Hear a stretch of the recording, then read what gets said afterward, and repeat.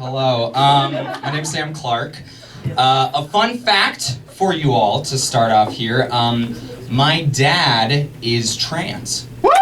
Yeah. Oh, if you don't cheer, you're a bigot. Cheer. She's so great.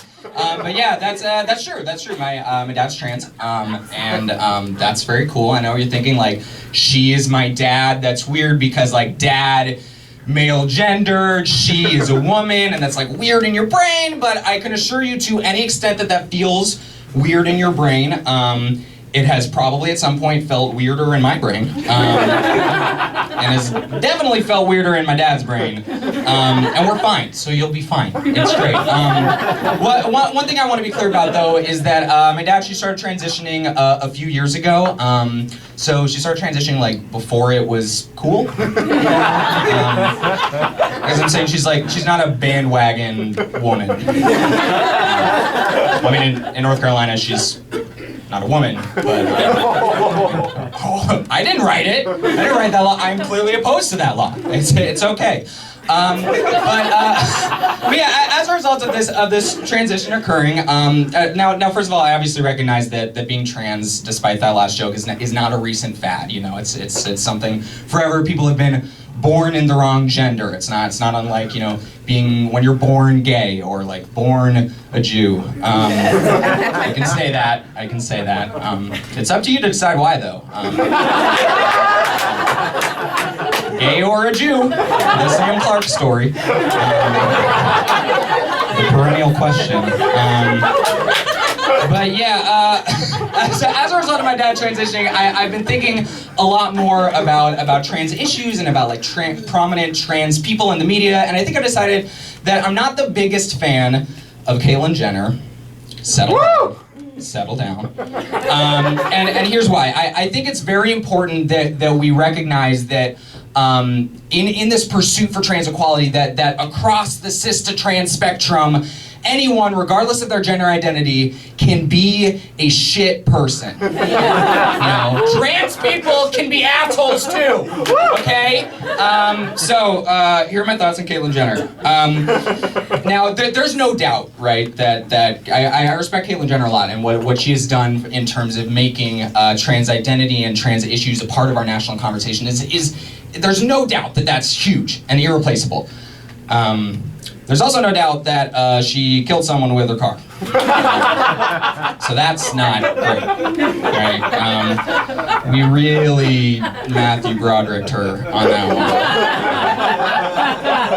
one. For those of you who don't know, Matthew Broderick actually killed 2 people with his car. But we as a society collectively forgot and forgave him, I can only assume, because of Inspector Gadget. What I like about that is it's unclear whether I'm saying that we forgave and forgot because of the cinematic masterpiece that Inspector Gadget was, or because it was an atrocity of equal or greater value to double vehicular manslaughter.